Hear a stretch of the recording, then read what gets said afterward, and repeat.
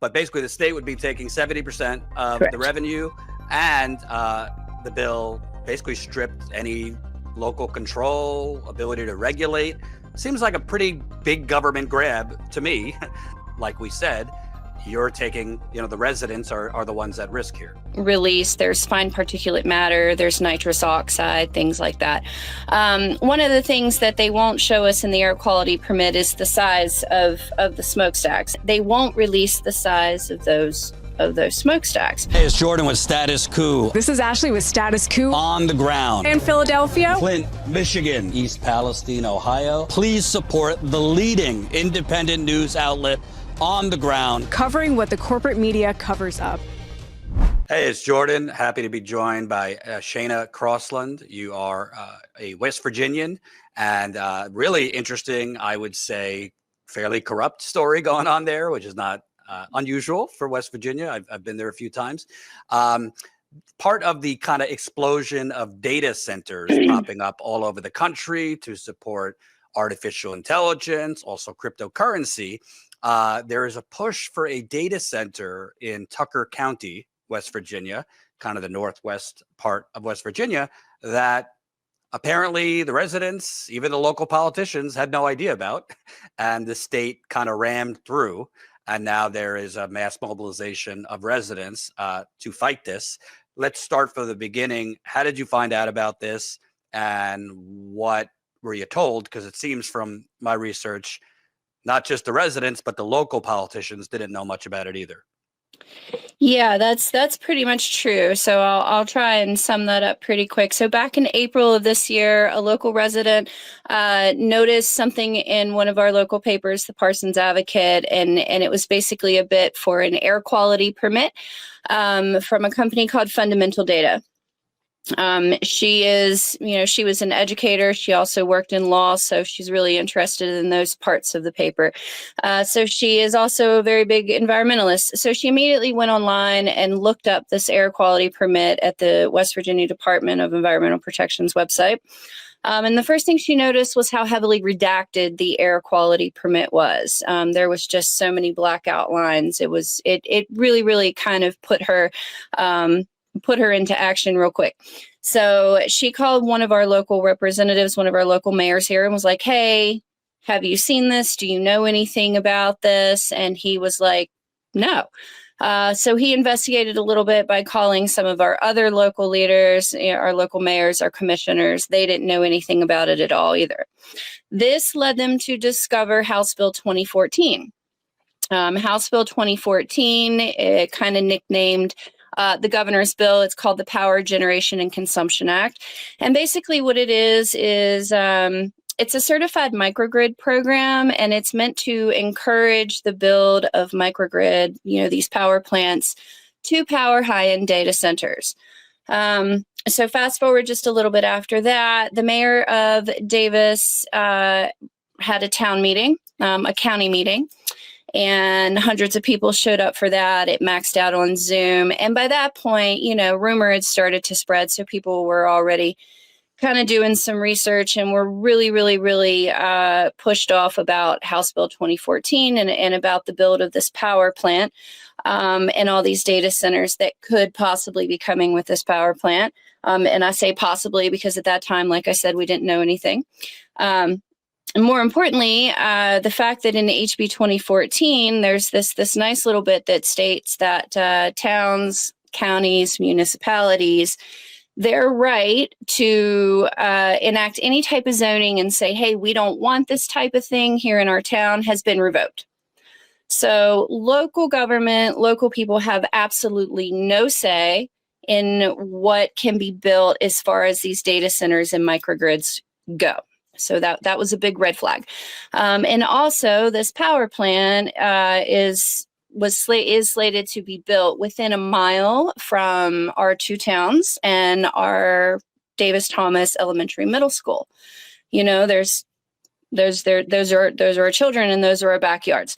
I also just want to make sure people understand the power plant. We're talking natural gas, gas turbines. Yes. There have been issues in Memphis in particular with Elon Musk's supercomputer AI factory.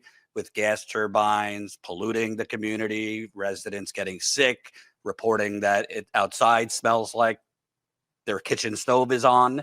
Yeah. So these gas turbines, as you said, the permit was basically redacted. They didn't mention how many turbines, what kind of pollutants were going to be released. It was all basically blacked out. We do know basically the pollutants that'll be released. There's fine particulate matter, there's nitrous oxide, things like that. One of the things that they won't show us in the air quality permit is the size of the smokestacks, the size of the stack. So yes, it is a natural gas burning plant. It is also stated in the air quality permit that there will be 30 million gallons of diesel stored on site for backup power. So that's kind of a red flag too, right? I mean, where this plant is supposed to be built, there are major watersheds and aquifers around there. We're at the top, okay? And water rolls downhill. So if any of that were to spill, if anything were to happen to that water, that wouldn't just affect us, that would leak down into everybody. So like I said, there were just all these red flags. Our local leaders did hold this town meeting, and, you know, rightfully so, they really didn't know anything. They really couldn't tell us much. All we really knew was that there was HB 2014, and that was a big red flag that this air quality permit exists, that it is from a company known as Fundamental Data, that Fundamental Data, it's their responsible party. So we'll say their head person is a gentleman named Casey Chapman. Casey Chapman has offices in the Virginia area. He has a development company called CaseCo. Nothing else is known about Fundamental Data. They are literally just known for this project. If you go to Google them to find a website, you'll find nothing but a copyright from 2024 and a logo. So several of us obviously acted quick. We acted very fast. And within a week, a coalition was formed. We needed answers. We wanted to know what was going on. People reached out to Casey Chapman. Some of us have spoken to him on the phone. He does not like speaking to the press. But some of us have spoken to him on the phone, and he has spoken off record to a few people, press related, but he will not go on the press. He could not really give us an answer of what kind of jobs this power plant would give, how many jobs this power plant would give. He couldn't give us an actual pay rate of what these jobs might be. And he also, you know, would kind of tell people here and there off and on, well, it's really not fair to say that this power plant will be used for data centers. Now, fast forward a little bit more, in the Wall Street Journal, I believe, the Wall Street Journal did a bit, and a person from Fundamental Data stated that if built to fruition, this project would be one of the largest data center complexes in the world, spanning 10 million acres between our county and Grant County, which is we are in line with, right? So that was like, okay, so this is going to be used for data centers. But like I said, Casey Chapman he's very hush hush, you know, but he will say. Can you also just set the scene for viewers? I mean, this is West Virginia. People go to vacation there, pristine land, hiking. Absolutely. Waterways. So if this is that large of a complex, it would obviously be affecting that land that people live there for. Right. So especially up here in Tucker County, we are very much a tourist area. We are well known for skiing, for hiking, for fishing, for mountain biking, things like that. Now, the land in particular that Fundamental Data has asked to buy for just the power plant, and the majority of that land is owned by people called Western Pocahontas Properties. A lot of that land is reclaimed mine land, meaning that there's growth there, there's water there, but because it was once undermined, it's being restored, basically, you could say. Okay, so a lot of this land, the major purpose that this land is used for right now, some of it, because Western Pocahontas owns over 50% of Tucker County, and they've owned a lot of land up here for a very, very, very long time. And Western Pocahontas is the main gentleman from that is an oil guy from Texas. So the majority of this land that is used for the public is leased by Western Pocahontas to something called Mountaintop Hunt Club. And that is kind of like a group of people where you come in, you pay your dues, you get a little card, then you are allowed to go out and use certain parts of this land to hunt, trap, fish, camp, all of that. It's supposed to be built right behind the Tucker County landfill. One thing that Casey Chapman says is that, you won't be able to see the smokestacks. You won't even be able to really see the plant. It will be behind the landfill and there will be tree coverage. But again, they won't release the size of those smokestacks. And if those smokestacks are not very high, and let's say they're very low, then that means that the pollutants are at ground level. And that's bad news too, right? Up here in Tucker County, we have a really, really interesting weather system. And we have different weather inversions where air gets trapped in the valley. The valley is where the majority of our ski area is. Not to mention, just going back, this is less than a mile from our homes and our school. So all of this kind of came into play, and a lot of things have happened super fast. Tucker United formed very, very, very fast. It's just, a group of people that live here full-time. Some live here part-time. And then we have supporters from all over that visit West Virginia, that live in other places, that also live in West Virginia, that are concerned about HB 2014. Because basically this bill has just opened our state up to big tech and big AI and said, here, take our land. We're giving it to you without having any say from the people that actually live on it. And, there's another element here, and you're seeing this happening elsewhere, not to get too political, but West Virginia's a Republican state. Republicans love to say they're about limited government.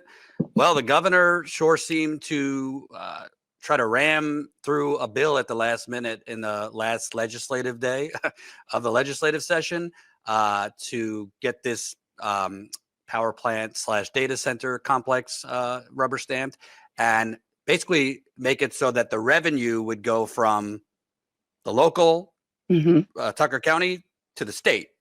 Yes, so it's a 70-30 split. Right. So that's after. Originally, it was 100% to the state, and the locals fought back. But basically, the state would be taking 70% of Correct. the revenue, and the bill basically stripped any local control, ability to regulate. Seems like a pretty big government grab to me to steal revenue for the state rather than the locals. And like we said, you're taking, the residents are the ones at risk here. Yes, absolutely. We have even had several analyses done from the West Virginia Center on Budget and Policy that show that actually in a lot of our counties, this split, the 70-30 split in this bill, would actually take money from us. So that's really concerning too. I mean, the fact that it just preempts our counties and municipalities from having any say in this, it means that really no matter what could happen here at Tucker County, no matter how bad this could be for Tucker County, we literally can't do anything about it. And we're getting the short end of the stick money-wise. So it's like, fight back now, So that was one of the first things that Tucker United did. Because when we found all this out, we knew of House Bill 2014, but technically he hadn't signed it yet. Now, obviously, we knew he was going to sign it. I mean, it's literally nicknamed the governor's bill. So the first thing we did was enact a petition against House Bill 2014. And the thought was, even though we know where he's going to sign it, we need to start building those blocks now to set the stage for our fight. So we did that first. We got really great response from, locals and all over West Virginia, because nobody really knew about this bill. And what they knew about it, this part about stripping us of our rights and our voices, they did not know about it. There was only one senator that voted no on this bill. So we did that. And then we just kind of started doing everything we could for advocacy, reaching out, educating people as much as we could, as well as educating ourselves because we didn't know, you know. We pushed the DEP a lot. The DEP did have to hold a public hearing. They came up here and met with us at Canaan Valley State Park at the conference center. That meeting was scheduled to run from 6 to 9, where they would take public comment and public questioning. That meeting ran, it was scheduled to run from 5 to 9, 6 to 9, I'm sorry, 6 to 9. It ran until about 11:45. So we had a lot to say, and there were hundreds of people that had a lot to say. And then they had to do a virtual meeting as well. And with that, you submit public comment, you submit public question, and they hold the virtual hearing. Now, they received so many public questions and comments for that virtual hearing, they did have to delay the process. And they're working through that. So it delayed them, they said, at least about 30 days. So that's kind of where we're at right now. Tucker United did put forth resolutions for our local governments to sign against this bill and against HB 2014. So far, only the town of Davis has signed that resolution. The city of Thomas, the city of Parsons, and our county commissioners are not taking a stance as of right now. I'll be curious if journalists, I'll try to do myself, can trace if any of those fine politicians might be getting some money from the AI companies and the companies involved. Let me also ask, has it been explained to you? Has the state even tried to put forth how this is going to help working people in West Virginia? Because I know the governor has put forth his vision in his state of the state that West Virginia is going to be we're going to go from coal country to the capital of crypto and AI and supercomputers. But how is that going to help? You know, West Virginia, unfortunately, ranks near the bottom in healthcare, education. It's one of the poorest countries in America. Have they put forth how this is going to help lift your wages, your benefits? Because I'm not seeing that. I have not seen or heard that either. All I have really heard of the push is that we need jobs, we need industry. This will give us jobs. This will give us industry. And that is also, you know, there are some people that live up here that are pro build. They are, and they see that too. They see, oh, we need jobs, we need industry, we need career jobs. They're not wrong. These people are not wrong. You know, like you said, we are an incredibly poor state. We do need jobs. We do need industry. Tourism is absolutely amazing up here. It really is. It brought in, I think the last figure in 2023, $85.3 million was spent by travelers up here in Tucker County in 2023. You know, I, for one, make money also at the in the tourist industry. I own a business up here. I work at a coffee shop sometimes. Sometimes I wait tables. I do a lot. It's a lot of jobs, though. Okay. So we do need industry. We do need good career jobs. But we would like to have a say in what that industry is. We would like to know that that industry is on the up and up and does have our interest at heart. And we would like to know that that industry is not ultimately going to rape, pillage, and pollute our land. And also, like, the who, what, where, and why of what they're releasing, how much they're releasing, what the safeguards are. Because we've seen this record spin before in West Virginia and all over the country through the industrial boom. You know, there wasn't a lot of long-term thinking into the environmental effects. Can you tell people before we go where things stand now? Has construction started? Where is the process? And how could people in West Virginia get involved with Tucker United, or honestly beyond West Virginia? Because it's not just West Virginia. These data centers are being built all over the place. And I think you're probably seeing similar in terms of a gap in knowledge between locals not really knowing what the broader states are doing. Yeah, absolutely. So as far as where we're at right now, so construction has not started yet. They initially said they were looking at starting to be done. Okay, because we really don't know. 2027. As of right now, the West Virginia Department of Environmental Protections has not approved their air quality permit.